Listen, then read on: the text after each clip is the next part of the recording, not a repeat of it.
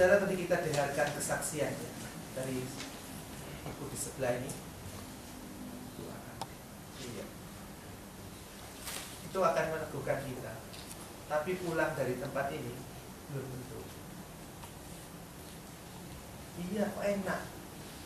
Lah aku tidak mengalami masalah tidak selesai. Mungkin ada di sini karena ini dewasa muda ya. Biasanya banyak jombloan-jomblowati. Katanya Tuhan tuh menyediakan teman hidup. Lalu sekarang aku cik nganggur. Tuhan menolong aku sampai kapan? Katanya Tuhan sudah sediakan teman hidup. Sampai kapan? Saya sudah punya enak. Lah saya kok belum punya? Ya apa ini? Mari kita baca 2 bagian firman Tuhan. Nanti silahkan Anda memberikan pendapat apa yang ada di dalam kedua bagian ini. Pertama 1 Samuel pasal 26. Yang kedua nanti Yohanes pasal 9.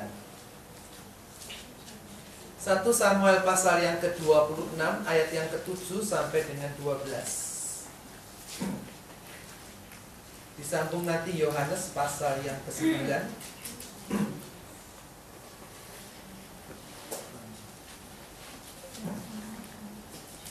1 Samuel 26 7 sampai dengan 12. 1 Samuel 26 7 sampai 12. Demikian bunyinya. Datanglah Daud dengan Abisai kepada rakyat itu pada waktu malam. Dan tampaklah di sana Saul berbaring tidur di tengah-tengah perkemahan dengan tombaknya terpancung di tanah pada sebelah kepalanya. Sedang Abner dan rakyat itu berbaring sekelilingnya. Lalu berkatalah Abisai kepada Daud, pada hari ini Allah telah menyerahkan musuhmu ke dalam tanganmu. Oleh sebab itu izinkanlah kiranya aku menancapkan dia ke tanah dengan tombak ini.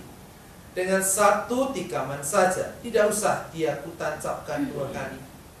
Tetapi kata Daud kepada Abisai, jangan musnahkan dia. Sebab siapakah yang dapat menjamah orang yang diurapi Tuhan dan bebas dari hukuman? Lagi kata Daud, demi Tuhan yang hidup, niscaya Tuhan akan membunuh dia. Entah karena sampai ajalnya dan ia mati, entah karena ia pergi berperang dan hilang lenyap di sana. Kiranya Tuhan menjauhkan daripadaku untuk menjamah orang yang diurapi Tuhan. Ambillah sekarang tombak yang ada di sebelah kepalanya dan kendi itu dan marilah kita pergi. Kemudian Daud mengambil tombak dan kendi itu dari sebelah kepala Saul. Lalu mereka pergi. Tidak ada yang melihatnya, tidak ada yang mengetahuinya, tidak ada yang terbangun. Sebab sekalian tidur, karena Tuhan membuat mereka tidur nyenyak. Bisa memahami ya cerita ini ya. Yohanes 9 1 sampai dengan 7. Kalau ini terkenal ceritanya. Yohanes 9 1 sampai 7.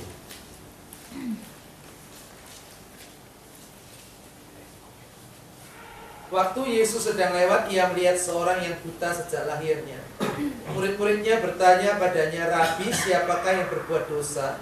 Orang ini sendiri atau orang tuanya sehingga ia dilahirkan buta?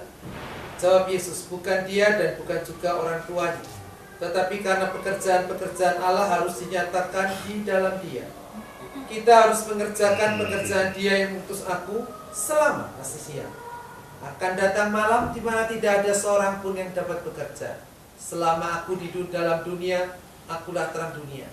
Setelah ia mengatakan semuanya itu, ia meludah ke tanah dan mengadu ludahnya itu dengan tanah, lalu mengoleskannya pada mata orang buta tadi dan berkata padanya, pergilah, basuhlah dirimu dalam kolam Siloam. Siloam artinya yang diutus. Maka pergilah orang itu, ia membasuh dirinya lalu kembali dengan matanya sudah melek. Apa komentar saudara tentang 2 bacaan ini?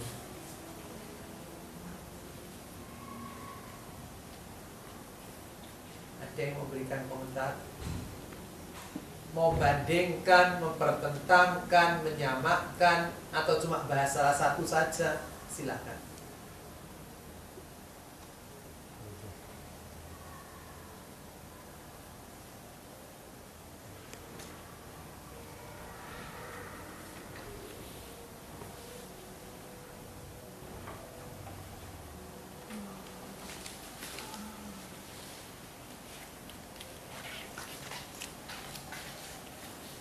Yuk, siapa yang memberikan komentar?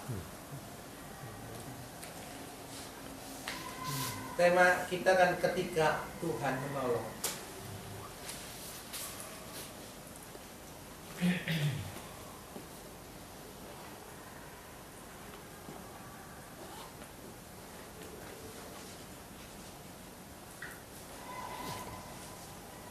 Loh, kok diem semua? Memang Jumat tuh capek ya. Jumat tuh kan habis kerja, Senin sampai Jumat.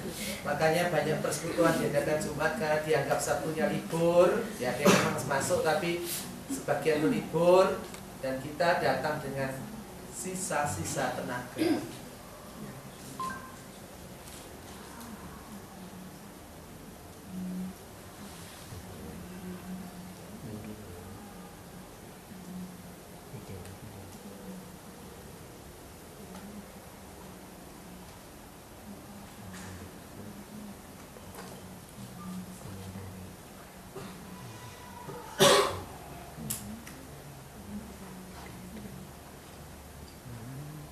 Apa yang ada dalam bacaan pertama? Lebih tajam. Apa konsep tentang Tuhan dalam bacaan pertama?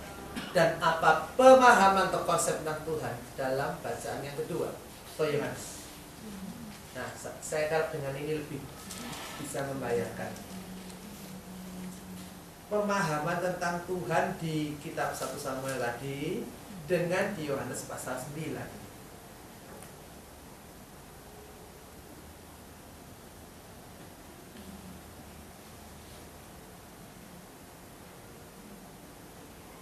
Satu Samuel apa? Yohan pandangan tentang tentang Tuhan itu. Siapa yang kontak saya minta itu? Mana orang? Oh, gini. Oh, lewat jalur kurir ya. Silakan Anda jawab.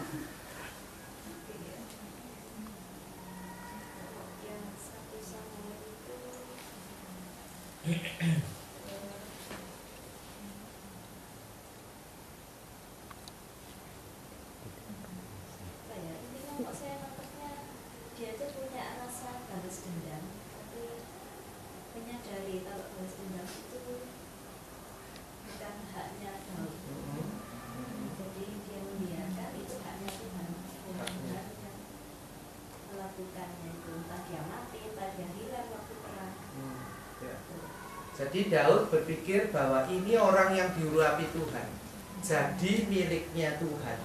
Jangan sentuh yang miliknya Tuhan. Abisai, prajuritnya, ini Tuhan sudah menyerahkan musuhmu ke dalam tanganmu. Terus kalimat terakhir, semua tidur. Tidak ada yang bangun ya, itu tadi ya. Tidak ada yang terjaga. Ini Jumat pada dosa kesel ngomong. Tidak ada yang terjaga karena Tuhan bikin mereka tidur nyenyak. Dari bacaan kalimat itu seakan-akan kita lihat cocok loh ya Abisai ngomong ini ya. Seakan-akan Saul ini sudah disodorkan kepada Daud untuk ditancapkan jus mati. Dan dari segi pemikiran atau fakta kisah-kisah sebelumnya, memang Daud kalau lakukan itu ya tidak masalah. Satu, dia itu diuber-uber sama Saul sampai soroi kayak gitu itu. Berkali-kali diuber-uber. Nah ini sekarang ada kesempatan diimani Tuhan bikin tidur semua orang itu.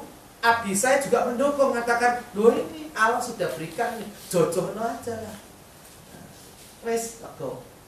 Kedua, Saul itu sudah dipecat oleh Tuhan secara jabatan sebagai raja, walaupun de facto-nya belum dia sih jadi raja.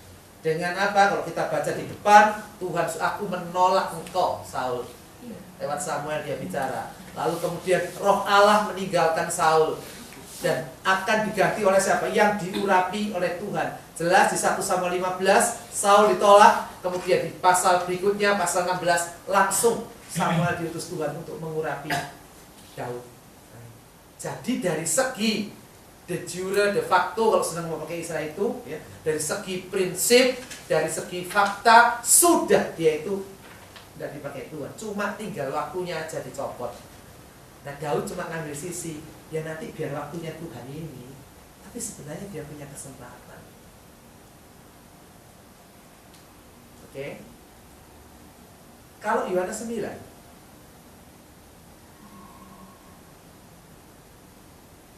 saudari DKI Batu. Kalau yang Yohanes itu orang ini kan buta, sejak lahirnya itu kan sudah menciptakan dia buta. Tapi Yesus mau menyembuhkan gitu. Mengubahkan yang padahal Tuhan yang menetapkan dia untuk buta. Tapi Tuhan mau menyembuhkan itu. Tuhan tetapkan dia orang itu buta, terus Tuhan mau menyembuhkan juga. Tabrakan ya. Saya bikin buta tapi juga disembuhkan. Saya ganti dengan satu kalimat klasik yang sudah kuno, masih dipakai sekarang, dan tadi sudah saya singgung sedikit di depan. Sorry sekali lagi bagi para jombloan. Ya, kalau ada sini jombloan. Masih ada? Banyak ya? Oh, jangan tersinggung, kalau tersinggung ya gampang lain kali jadi ulang lagi. Salahnya DS minta. Oke. Kalau kita misalnya belum menikah, katakan usianya sudah 30 ke atas, itu kan katanya masyarakat dianggap sudah lampu kuning. Ukuran lampu kuning itu relatif, tapi karena banyak yang ngomong ya sudah kita ikuti aja. Ditanya, kamu kok belum membangun keluarga? Biasanya jawabannya apa?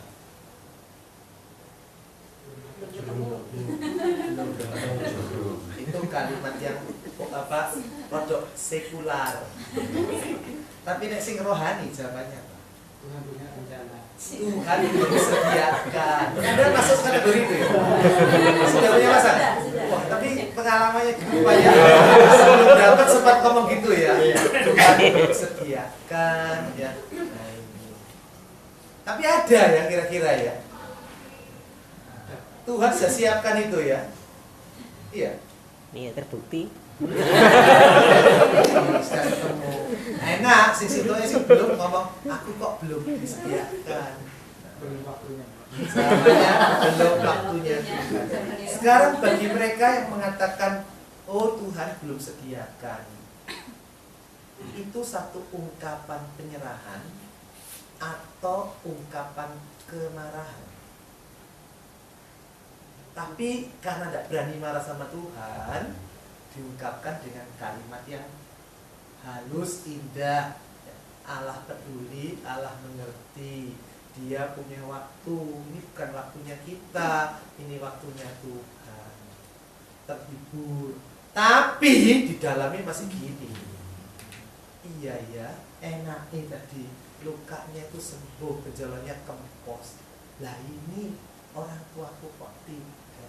Oh iya, itu waktunya Tuhan menyembuhkan. Tapi ya masih ada gejolak perlawanan.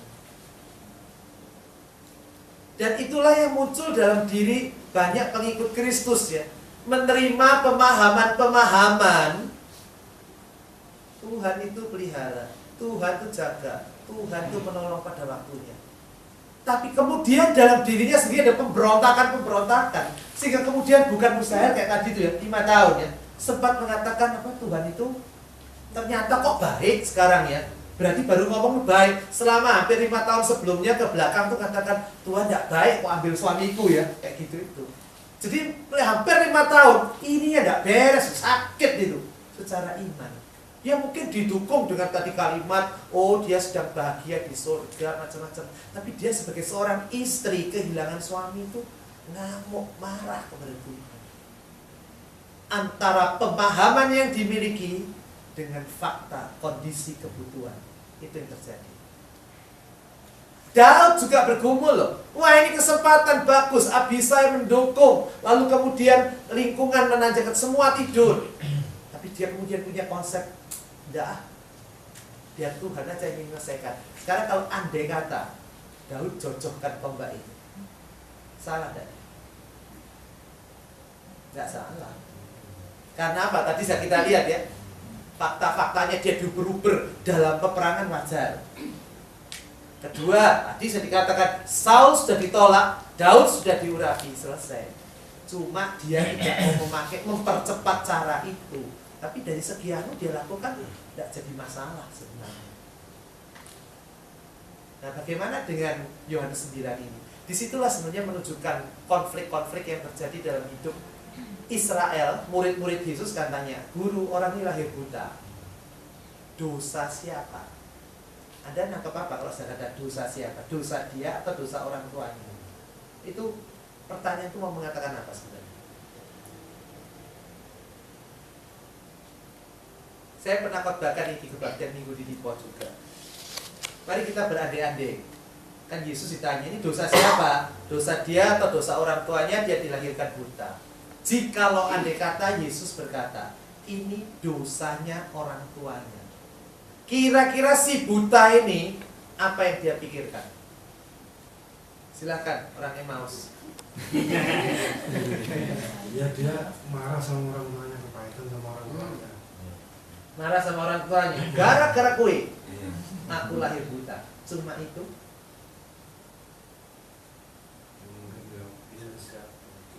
Bunuh diri. Sampai sekarang belum mati-mati. Terus lebih dalam lagi apa? Ya mungkin ya dia merasa Tuhan itu nggak fair, yang dosa orang tua kok saya yang kena imbasnya. Yang kena efek siapa? Tuhan. Tuhan sih kena. Oh, gara-gara papaku aku lahir buta. Tapi Tuhan tidak fair, tidak benar, tidak adil. Sing salah papa mamaku, yang kena aku. Sing kena lagi siapa? Tuhan. Saknone. Kemudian satunya istri orang Emmaus. Jikalau andai kata Yesus berkata dosanya dia sendiri, apa sikap si buta? Pikiran pergumulan si buta. Ini berandai-andai toh, apa? Salah-salah tidak apa-apa berandai-andai. Salah yang si buta. Iya, jadi kan jawabannya, ini dosa siapa? Orang ini lahir buta, dosa orang tuanya atau dosa dia? Artinya dosa orang tuanya sudah. Ya, nyalakan Tuhan pada titiknya ke Tuhan. Yang kedua, kalau dikatakan Yesus, oh dosa dia yang lahir buta. Coba. Kalau dosanya dari yang orang buta itu ya sudah, karena kesalahan sendiri. Terus, cuma itu toh? Jangan lupa dia lahir buta. Dosa apa? Bukan butanya sejak dari tengah-tengah saja, normal buta enggak, lahirnya sudah buta. Berontak. Ya pasti dalam dirinya kan berkata, kok ini kok terjadi padaku? Kembali lagi, Tuhan kok izinkan ini terjadi pada diriku? Biasanya Kesalahanku apa? salahku apa? Ya, karena kalau aku lahir normal terus bikin kesalahan buta, oke lah, ya, karena tahu salahnya. Tapi ini lahir sudah buta langsung. Lalu konsepnya Yahudi sebenarnya mengatakan ada kehidupan sebelum kelahiran. Nah kita gampang aja katakan itu apa? Dalam kandungan loh. Jadi dosanya dosa dalam kandungan. Apa itu dosa dalam kandungan?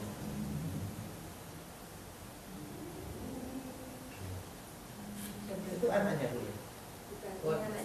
Oh. Dosa dalam kandungan apa? Dia punya pengalaman. Pernah enggak disakiti sama anaknya dalam kandungan? Kalau terlalu banyak aktif ya tidak juga sebenarnya. Sakit ya? Apa itu dosa dalam kandungan? Masih ingat Ribka, istrinya Ishak? 2 anak bertolak-tolakan dalam kandungannya.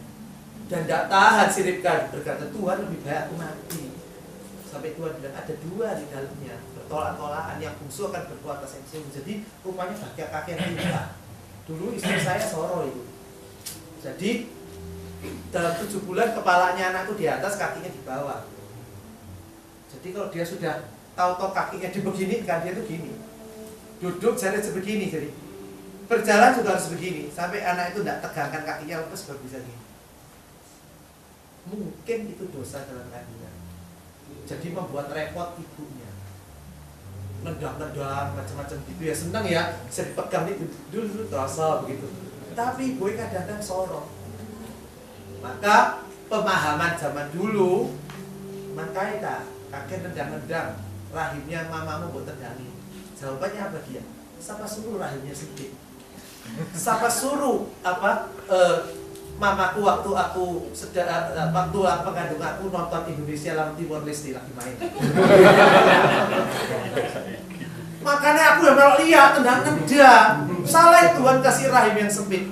Sampai di sana lagi Tuhan lagi. Sakno Tuhan. Satu sisi Tuhan sudah siapkan ini orang ini mati, bu cocokkan tombak aja, suasana mendukung, sudah beres. Engkau punya hak toh, karena engkau sudah diurapi oleh Tuhan lewat Samuel itu. Satu sini nyalakan Tuhan. Jadi Tuhan tuh direspon positif dan direspon negatif. Bisa pahami sampai sini di dua peristiwa ini. Jadi satu hal yang sama, kondisi tidak nyaman, orang yang satu berkata, ini Tuhan saya ngaturkan sedemikian rupa. Satunya bilang ini, Tuhan yang membuat dia lahir buta. Gara-gara dosa dia, atau mungkin dosa orang tuanya. Dan Yesus jawabnya apa? Bukan dosa dia, bukan dosa orang tuanya, tapi pekerjaan Allah harus dinyatakan di dalam dirinya. Yesus tidak mau jatuh dalam perdebatan teologis. Tuhan kok kejem bikin dia lahir buta, entah dosanya dia atau dosa orang tuanya. Tidak. Yang penting mesti ditolong. Dan ada kalimat ayat 5, selama aku di dunia, akulah terang dunia. Terus dia meludah, aduk dengan ludahnya dengan tanah, teplokkan di mata, cuci sembuh. Kalau Daud, kenapa Daud tidak menghabisi Saul? Dia punya pemahaman Tuhan nanti akan singkirkan. Kedua, nanti kalau kita selesaikan bacaan itu, dia mengingatkan Saul. Itu peristiwa kedua. Sebenarnya ada peristiwa pertama yang dalam gua itu juga bisa dia bunuh itu. Dan Saul waktu melihat fakta itu dia berkata, aku ini salah, aku ini jahat, anakku Daud, ampuni saya, maafkan saya. Daud menginginkan ada perubahan, pertobatan dalam dirinya Saul. Maka dia tidak lakukan, walaupun dia bisa. Ya. Jadi pada akhirnya yang terpenting itu adalah jangan kemudian menggunakan Tuhan. Ya, tadi Abisai gunakan, itu Allah sudah menyediakan kesempatan menggunakan Tuhan untuk melakukan hiburan-hiburan semu. Kedua, jangan kemudian jatuh dalam sikap menyalahkan Tuhan. Itu tidak boleh. Lalu sikap kita gimana? Tema kita kan ketika Tuhan menolong, bagaimana caranya waktunya tidak sama seperti yang kita pikirkan. Sikap kita menghadapi ini adalah yang pertama, pakailah Amsal pasal 3 ayat 5 sampai 6. Tolong dibuka. Amsal pasal 3 ayat 5 sampai dengan 6.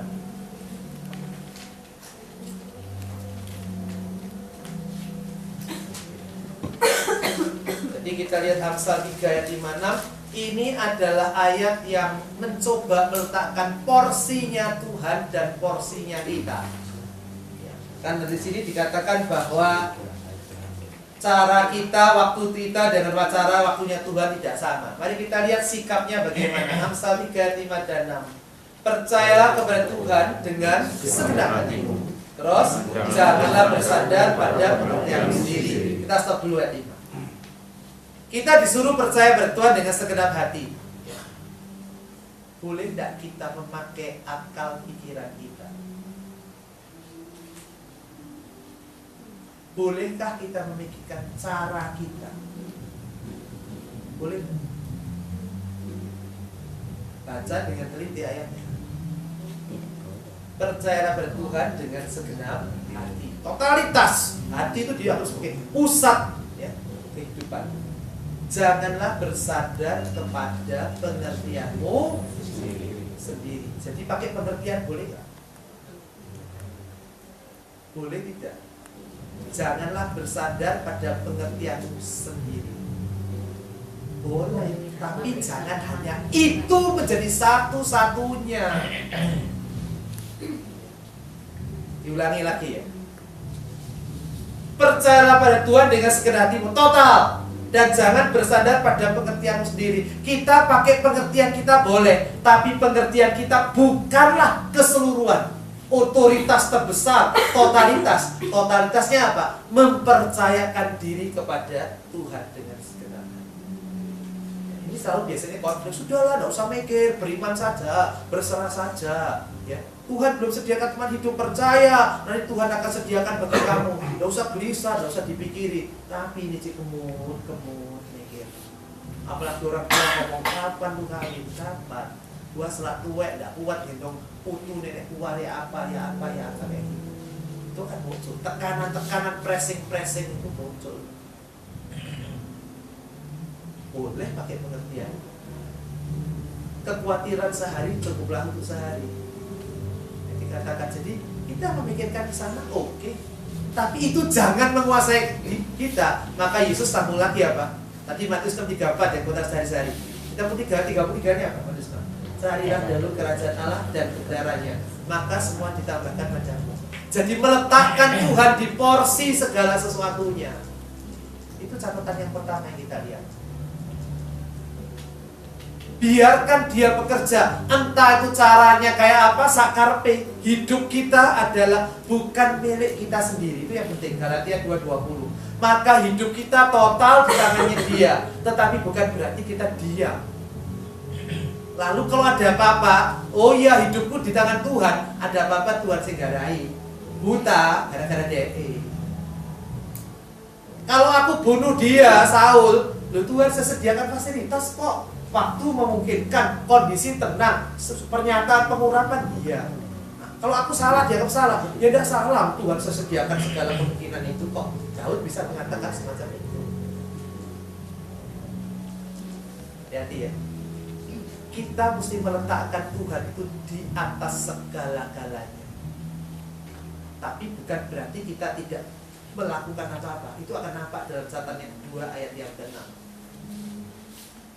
Coba lihat ini. Kita baca lagi bersama-sama. 2, 3. Akuilah dia dalam segala lakumu, maka ia akan meluruskan jalanmu. Ayat ini menjelaskan nomor 1 secara praktis. Ya. Kalau atas itu prinsip, kalau ini praktika. Lah sikapku gimana? Meletakkan Tuhan di atas segala-galanya, tapi aku juga masih punya hak untuk berpikir. Ayat 6 mengatakan, akuilah dia. Itu terjemahan aslinya, ketahuilah dia, sertakan dia, libatkan dia dalam apa? Segala lakumu, dalam segala perbuatan kita, libatkan, sertai, akui peranan Tuhan, kehadiran Tuhan. Tadi dimulai persekutuan ini dengan doa. Itu berarti mengakui, melibatkan Tuhan, hadir berperan di dalam persekutuan ini. Lalu kalimat berikutnya apa?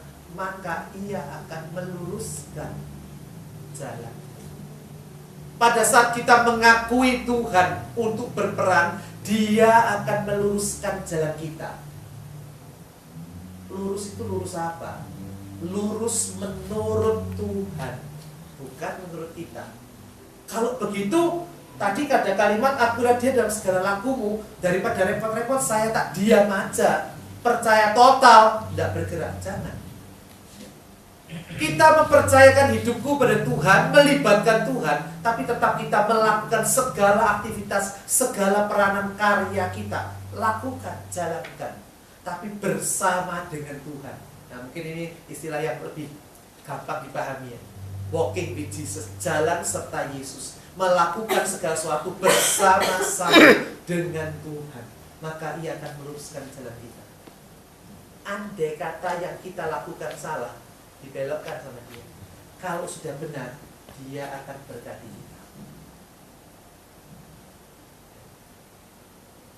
Saya mau sedikit cerita tentang peristiwa yang terjadi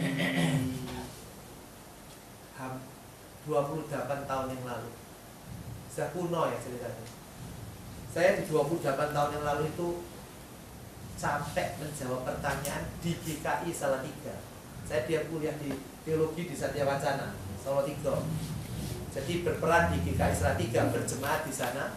Dan di kampus kalau ada persekutuan kampus, ya, saya ikut juga. Kadang kalau pas liburan pulang Surabaya, itu selalu pertanyaannya ada. Tapi sekarang tidak ada yang bertanya lagi karena sudah 28 tahun lebih ya.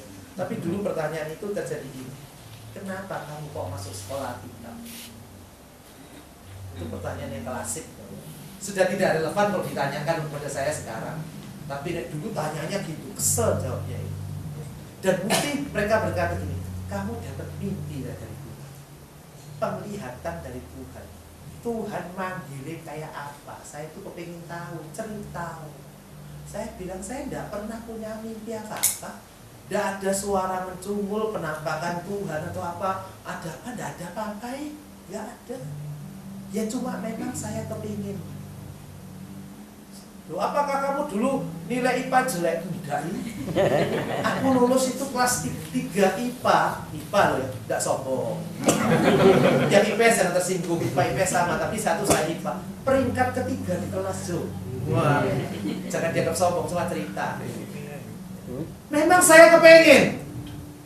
Saya kepengen belajar tentang, karena dulu waktu di Persekutuan Pemuda Remaja di Emmaus, semua itu sore diskusi. Kok menarik ya, kepengen tahu, kok ada apa-apa tidak ngerti, tanya Pak Atma, tanya pendeta, kesel juga, pengen tahu, tak belajar diri ya. Orang tua saya sih tidak ada masalah, setuju. Satu yang mendukung, kakak sepupu saya bilang, kamu senang ya sudah, masuk jangan pilih yang tidak senang karena pendapat luar, senang itu jalani. Padahal dia bukan orang yang terlalu religius, tapi dia mengatakan jalani. Biasanya ngomong keluar, saya mau belajar Alkitab, pimpinan Tuhan, lulus tidak nyandet tengah jalan. Satu teman saya kuliah elektro, kalau saya sebut Anda pasti tahu orangnya. Dia di elektro, kita teman pelayanan di kampus. Mau pada waktu dia tulis skripsinya, dipanggil Tuhan masuk sekolah Alkitab di saat. Jadi mau ditinggal, dosen saatnya bagus, tidak boleh, selesaikan dulu elektro. Karek titik saya selesaikan baru masuk sana. Maka surat gelarnya insinyur, namanya titik, belakangnya STH.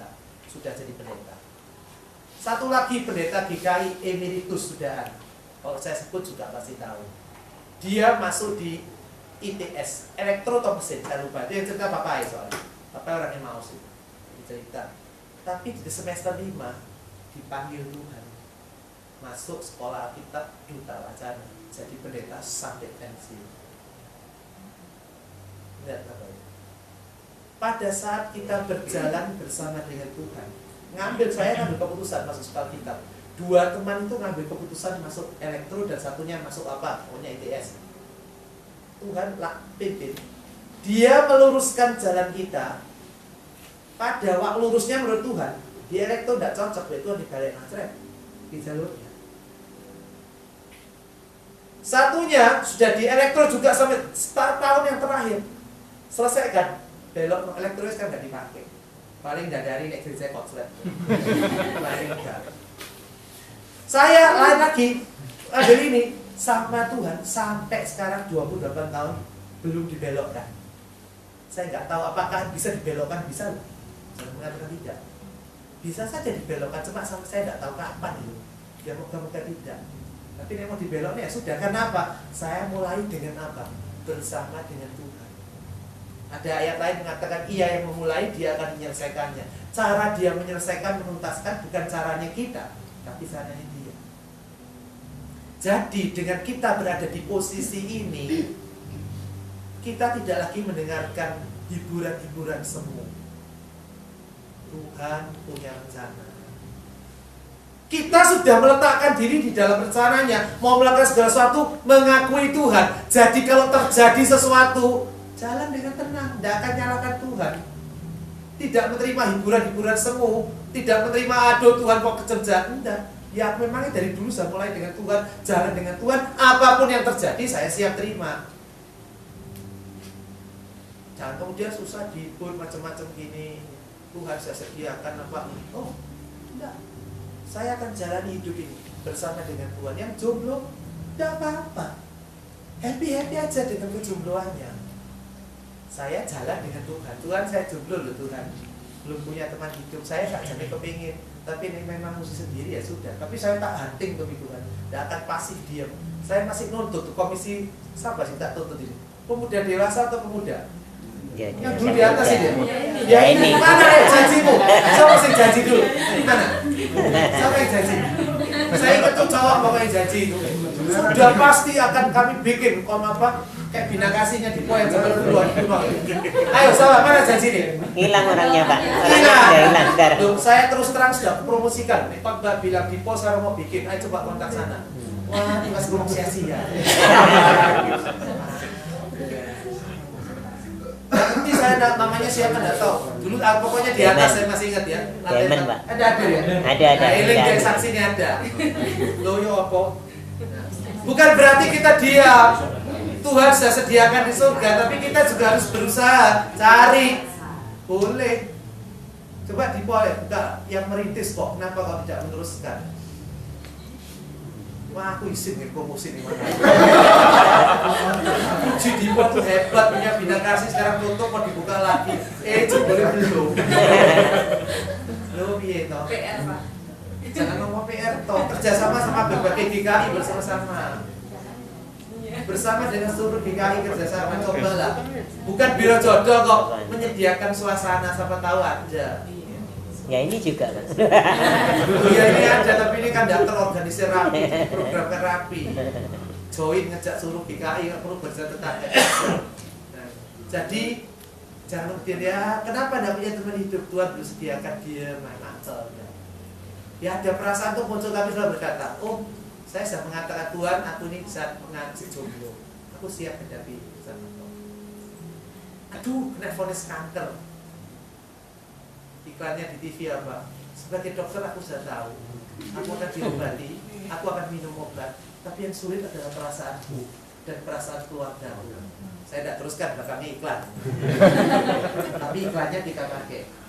Tidak apa-apa, saya masih takut. Aku memikirkan perasaanku dan perasaan keluargaku, tapi aku akan bawa kepada Tuhan. Nah, ini. Sehingga apapun yang terjadi, nanti seandainya saya sembuh, oh itu bersama Tuhan. Seandainya saya tidak sembuh, saya bersama Tuhan dan tidak akan menyalahkan Dia. Karena apa? Aku ini ada di bawah kendalinya Tuhan. Aku ini miliknya Tuhan. Apapun yang terjadi siap untuk menerima. Kalau andai kata kita bergumul, kadang perasaan muncul, caraku kepengen kayak gini, tapi Tuhan kok enggak gitu. Ya sudah, saya wajar, saya punya cara-cara gitu. Punya keinginan waktu, boleh kok. Tapi tetap saya harus tunduk kepada Dia. Percaya dengan segenap hati, jangan bersandar pada pengertian sendiri. Cuma pakai pikirannya kita saja itu salah. Ya. Percaya total, percaya sambil melangkah menggunakan pikiran. Akuilah Dia dalam segala lakumu, maka Ia akan meluruskan jalanmu. Oke, catat berikutnya. Tapi sebagai manusia itu kadang-kadang kita tanya, Tuhan itu sebenarnya mau menolong enggak? Mau enggak Dia itu menolong? Saya kok dibiarkan seperti ini? Kerja, enggak maju-maju kayak gini, kok penghasilannya, income-nya mepet, susah. Sekarang kondisi kayak gini dengan ekonomi gawat, mulai dolar 11.000 piro hari ini 200, mau 400, naik ngedrop lagi, rupiah ngedrop lagi 200 sore ini katanya. Ya apa ini, bisnis seret kayak apa, seret-seret kayak gini apa? Kita secara manusiawi kan dibayangi kekhawatiran itu. Terus kayak apa nih kayak gini? Coba mari silahkan sarankan, jangan dulu. Kepala panas ini. Langkahnya harus Anda ambil apa saja. Ya kalau saya sih pertama kita harus berserah dulu pada yang Tuhan, pada Tuhan. Apa yang ya seperti yang tadi dipikirkan, kadang pikiran manusia juga belum tentu yang diberikan selalu benar. Tapi jalan yang diberikan Tuhan ya pasti itu benar, tapi waktunya aja, nggak sekarang, bisa ke depannya. Terus sikap praktisnya apa? Itu masih sekali sangat konseptual yang dasar ya. Ya waktunya Tuhan, tapi sikap kita kan menghadapi ini tadi, tuh ya apa ini. Kenapa? Kalau kita cuma dihibur dengan konsep-konsep yang indah, ininya ini kadang saya tidak terima.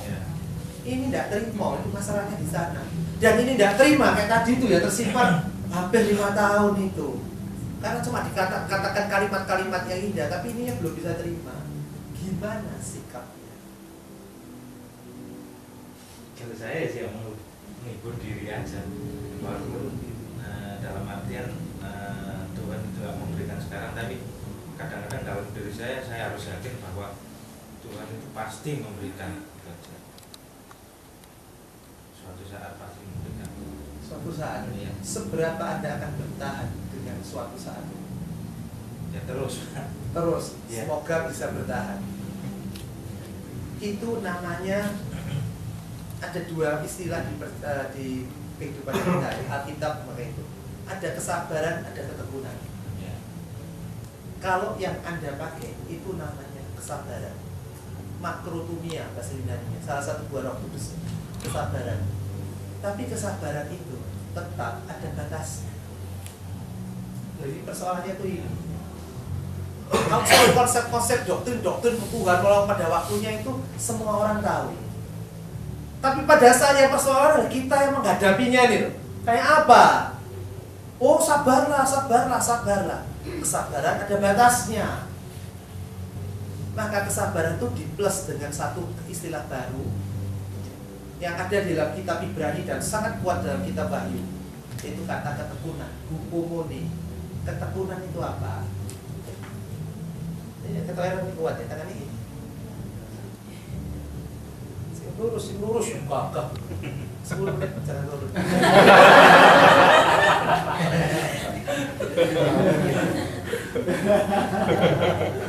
Supaya saya bisa minum. Kuat gak 10 menit? Ya, kuat sih tapi dipaksa. Oke, persoalannya kalau terpaksa kan pikirannya, tangannya geringingan enggak? Geringingan. Oh iya. Iya toh. 10 menit kuat tapi meso kurang ajar situ. Kedua geringingan. Selesai apa dia turun toh? Turun kesal. Cuma itu jaga image depan cuma aja. Tapi turun. Itu kesabaran ada batasnya. Tapi ketekunan tuh apa? Ini kesal turun. Angkat lagi. Turun lagi, angkat lagi dan bukan hanya angkat tapi dilemparkan. Kalahkan persoalan. Selesaikan persoalan itu. Dengan kata lain mesti mengambil satu solusi. Bukan cuma doktrin, oh Allah itu baik, Allah menolong. Semua kita harus memiliki itu. Itu sudah harus menjadi titik tolak. Tidak boleh lagi menjadi pemikiran yang baru, tapi itu pemikiran dasar ya. Saya berserah pada Tuhan, mengakui dia dalam segala, aku percaya dengan sepenuh hati Tuhan itu baik. Itu sudah satu konsep yang tidak boleh digeser. Cuma sekarang mengaplikasikannya itu dalam hidup itu dengan kesabaran atau tidak cukup, harus ditambah dengan ketekunan. Apa itu ketekunan? Yesus lakukan itu. Selama aku di dunia, akulah terang dunia. Lalu dia sembuhkan orangnya. Ada tindakan nyata. Nah, orang mulai protes. Enak si buta itu ada Yesus. Nah, kita kan nggak ada. Tapi perhatikan ayat 5 tadi apa? Selama aku di dunia, akulah terang dunia. Setelah dia naik ke surga, siapa terang dunia? Siapa terang dunia? Ya kita semua ini. Kok tahu?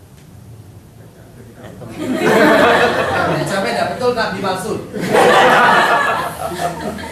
Kok tahu? Ya Allah sudah ngasih Roh Kudus dalam diri kita. Tidak ayatnya semua. Kamu lah. Gimana ya? Selama aku dunia, akulah terang dunia. Berarti kalau dia naik ke surga, kita terang dunia. Ayatnya di mana? Matius ayat lupa. 10 ya. Matius 5, 14 sampai 16. Kamu adalah garam dan bukan hendaknya jadi, adalah terang dunia. Sudah otomatis. Jadi pada saat Yesus ke surga, siapa terang dunia itu? Saya, kita semua. Nah, mari sekarang kita melakukan tindakan seperti Kristus itu. Menjumpai orang yang susah, bukan sekedar dikuatkan iman dasarnya tadi itu ya, kalau itu baik, tapi mari hadir. Bagus dia sudah lakukan. Seminggu sekali, Sabtu dan Minggu, ada hadir bersama dengan orang tua.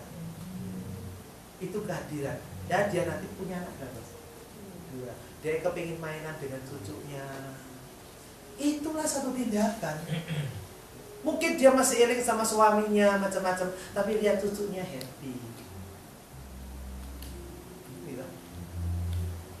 Mari kita melakukan sesuatu. Akuilah dia, loh kita melakukan itu. Lakukan bersama dengan Tuhan. Sing jomblo tadi. Jangan frustrasi meratapi kejombloan di rumah dewi longsor, melanggar. Aku tak langganan lihat TV, langganan TV kabel 100 channel, thread lihat hiburan. Mari gitu ketok ada perjumpaan soal apa muda-mudi menikah happy itu. Aku kok soros itu bahagia kok aku enggak.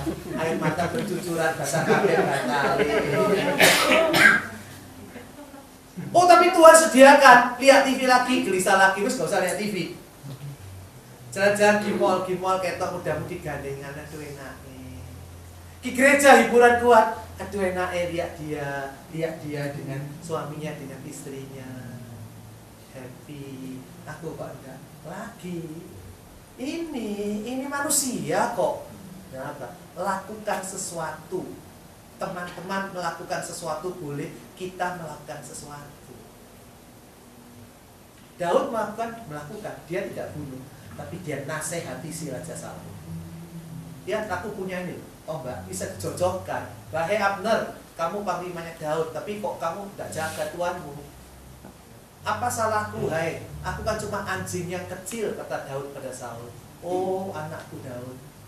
Ada perubahan, walaupun baliknya lagi Saul tetap jahat pada Daud, tapi ada perubahan paling tidak. Sikap yang muncul ini tidak boleh cuma bertahan, tetapi keluar. Atau gambaran lebih bagus yang suka sepak bola itu Italia. Saya tidak suka nonton Italia, ngantuk. Karena apa? Sistem Grendelnya kuat, pertahanan Catenaccio. Tapi kalau dia bertahan terus, suwe-suwe Buffon ya kebobolan, tambah tuwek Buffon. Maka tidak sekedar bertahan, tapi ada counter attack, serangan balik. Ya kayak tadi itu, gini, teruskan serangan balik. Jangan pernah menyerah. Tidak tahu saya di Dipo, tidak salah di kebaktian. Anda pemuda, di umum saya pernah ceritakan tentang kakak saya. Majelisnya Emmaus juga. Dia kena kanker. Pertama perdarahan, Pak dokter dioperasi, anaknya tidak ngomongin itu kanker ganas. Tapi dia bilang, kanker ya, ngomong aja sudah tidak apa-apa. Dia memang kanker. Ya sudah tidak apa-apa, aku hadapi bersama Tuhan. Kemo, dijalani, kepala rambutin teh. Dia pada mau pakai scarf, tutupi. Setelah kemo selesai, dia kuat minggu dengan gereja. Dia jadi majelis juga. Bukan cuma duduk, meratapi, ayo tak doa, mau kayak apa keadaan enggak.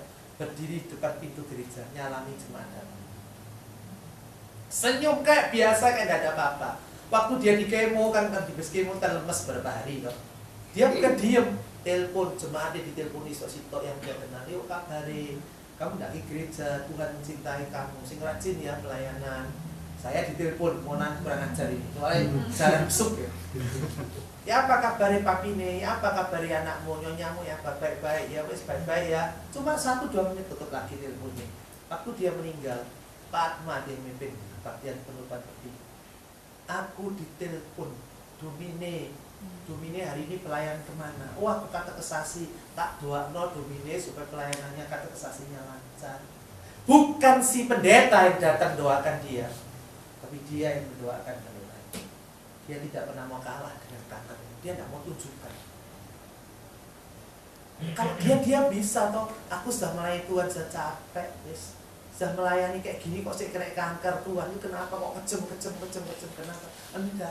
Terus dia mendekatkan diri, berperan, keluar, aktivitas dia lakukan. Dan aktivitasnya bukan aktivitas kalau yang orang-orang tuh apa? Seks bebas, judi, mabuk-mabukan, klub malam, enggak. Kembali kepada jalurnya Tuhan. Dan dia meninggal di peti mati, saya lihat dengan tetap senyum. Makanya dia dipanggil di Emmaus Nelly, nenek lincah kayak Titik Puspa. Wes tuwek tapi sini-sini. Itulah ketekunan. Dan itu ada dalam Ibrani 12:1-3. 3 ayat itu ada ketekunan. Terus 3 kata itu muncul. 1 kata dan 3 ayat. Tekun. Seperti Yesus juga tekun. Apakah Yesus meratapi penderitaannya? Enggak. Dia tidak meratapi. Dia berkata, hai perempuan, tangislah dirimu sendiri. Terus dia berkata, Bapa, ampunilah mereka. Dia berkata, hari ini juga engkau bersama dengan aku di dalam Firdaus. Hai ibu, lihatlah anakmu. Hai anak, lihat ibumu. Dia mikir awalnya diri. Enggak. Dia tetap bisa berkarya. Tapi kekuatannya letaknya di mana? Kekuatan Yesus bisa melakukan itu di mana kekuatannya? Mari ingat cerita perjanjian baru itu. Di mana kekuatan Yesus? Itu persis Amsal 3, 5 dan 6 itu. Percaya penuh, melibatkan Tuhan, akui Dia. Peristiwa mana yang menjadi kekuatan utama Yesus menghadapi pengadilan, menghadapi Via Dolorosa, menghadapi 6 jam tergantung di kayu salib? Doa di Getsemani. Betul, saudara. Di situ dia takut, ya, jangan lupa. Jadi jangan dipikir kita tok sing takut. Yesus takut dan gentar. Berdoalah untuk aku, keringatnya netes kayak darah, bukan netes keluar darah, bukan. Tapi netesnya kayak darah-darah, kok netes gede-gede loh. Kalau netes itu kan bundar pekat. Keringatnya kayak gitu, padahal itu di mana? Padang gurun, di taman Getsemani, malam hari, adem. Tapi keringatnya saking takutnya. Tapi dia bicara kepada Bapa. Dan hanya satu yang mengungkapkan Lukas, Matius, Markus, Yohanes tidak cerita.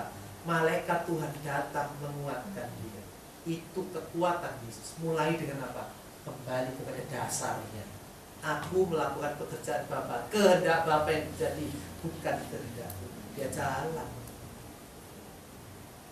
Jadi saya berharap saya dan Anda semua ini tidak menjadi orang yang nanti mungkin slip.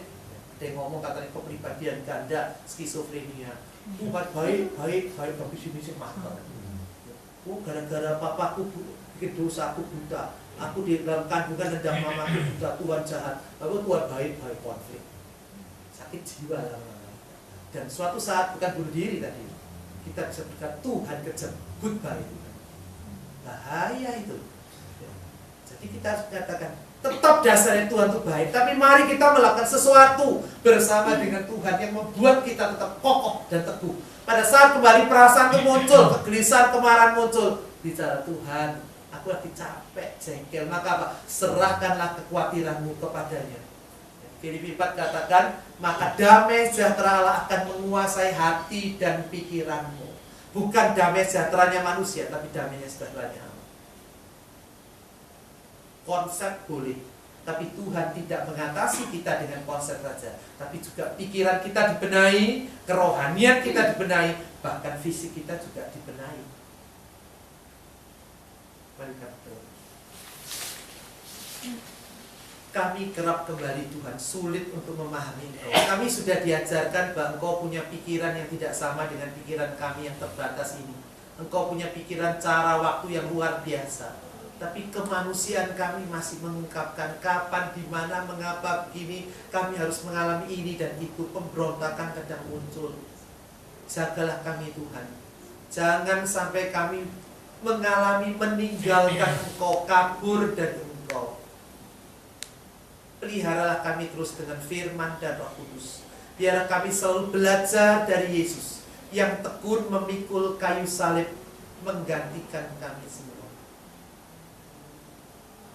Tolong kami Bapak di segala segi hidup kami, pergumulan keluarga, teman hidup, pekerjaan, pelayanan, pendidikan anak, dan macam-macam semuanya. Bapak Surgawi, kuatkan tiap-tiap kami dalam nama Kristus. Amin.